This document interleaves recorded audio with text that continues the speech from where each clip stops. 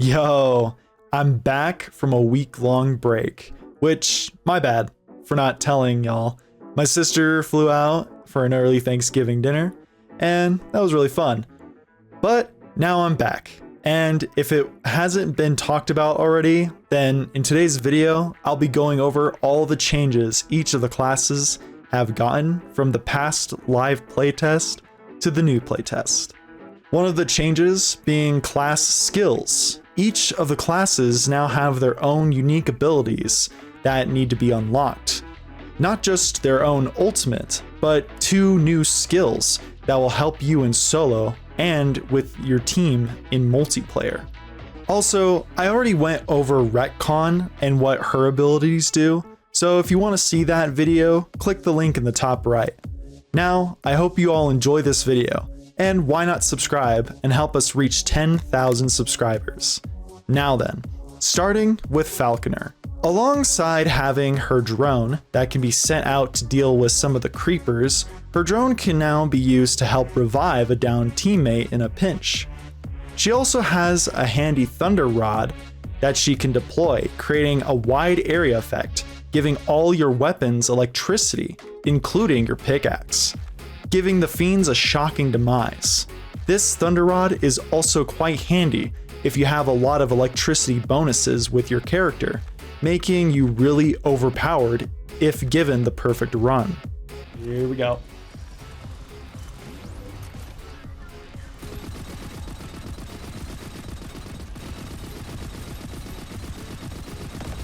Holy shit. Damn, dude. Oh my gosh. And goodbye. Next, the spotter. He still has his crit darts, which can be used on one specific target or to be shot at the ground, creating a critical AoE to be applied to crowds, but for a shorter time. You also now have a passive sonar that shows you where some fiends are within the vicinity. You're given the option to turn this off, but I don't know why you ever would turn off your sonar.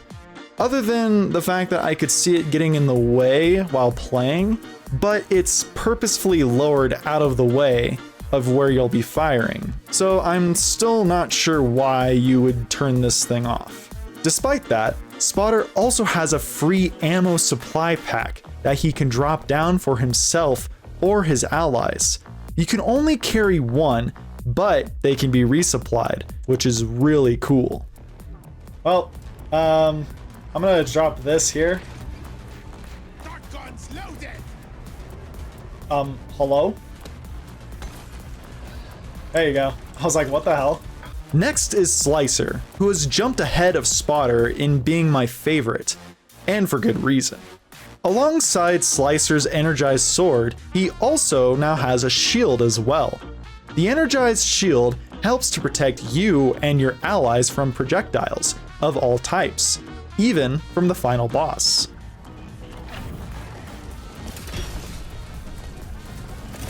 Oh wow. Nice. I can just say screw you, Clamorheads, you can't do shit.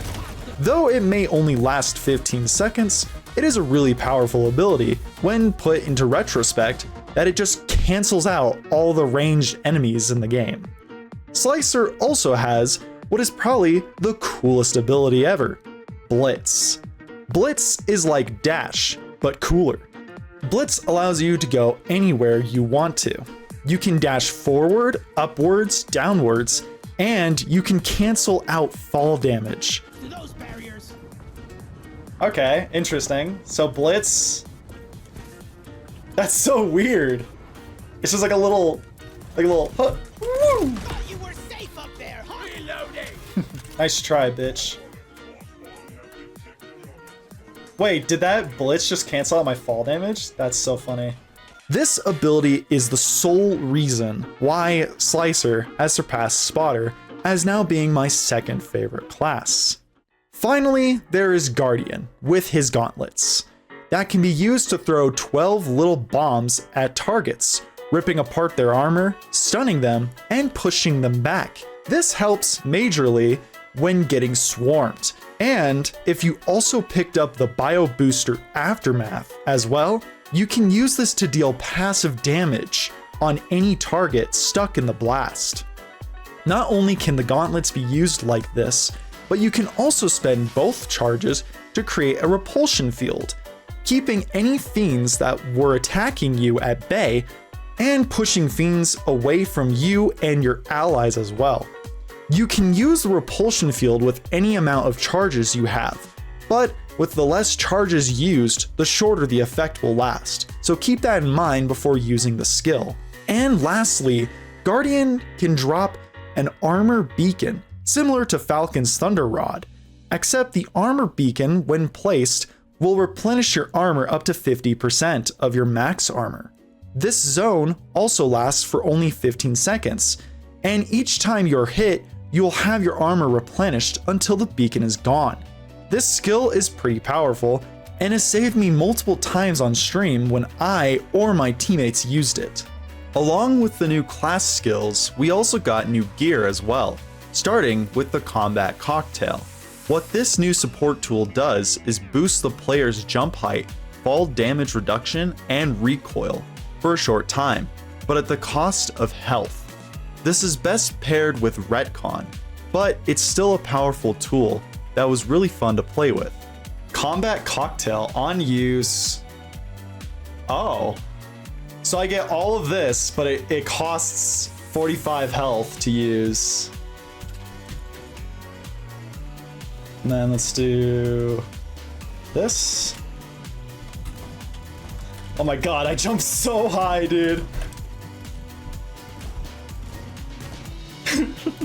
What the hell? Why do I jump so high with this? And warp back. And I still keep the effect too, nice. Yeah, so it's like you never even spent the health to use that. That's so funny. We've also gotten the Biotransmutator as well. What this handy gadget does is create a small area where when enemies are damaged, they drop red sugar for you and your allies. You only get one of these before resupply, so use it when in a pinch. Unfortunately, I have not found this tool yet, but have seen DRG devs play with it in their streams, so sorry for no gameplay footage. And lastly, we got a new traversal tool as well, the Anti-Gravity Generator. What this tool does is create a pillar of anti-gravity, allowing you and your teammates the ability to jump up to however high the pillar goes, and you can use this to slow your descent, negating fall damage as well. Or should I think I'm gonna take this actually. Oh, okay. I thought it was a shield generator. Okay. And that wraps us up. I would overall say this new playtest really made the classes feel even more different from each other and regular DRG. With the new additions of a 5th class as well, this game is shaping up to be quite the unique experience that I cannot wait to share with you all when it finally gets released for beta. I hope you all enjoyed this video. Comment down below which class you'll be most excited to play when you finally get your hands on Rogue Core, and I will catch you all in the mines. Rock and stone.